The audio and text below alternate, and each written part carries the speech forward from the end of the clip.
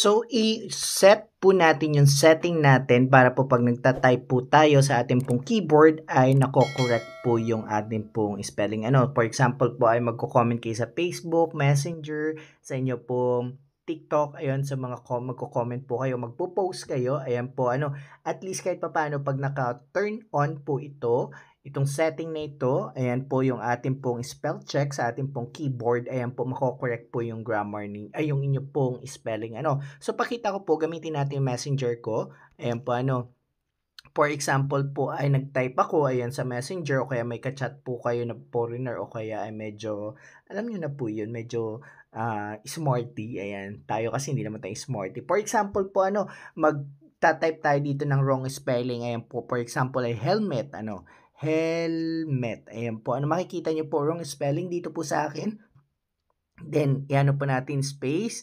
Ayan po, nag-ano na siya, autocorrect. Ibalik natin, helmet. Ayan po, Ayan po, makikita niyo po naka-red na, line. Ibig sabihin po, mali po yung spelling. Ang kailangan niyo pong gawin ay i-long press yan, or pwede niyo na pong i-click doon sa baba.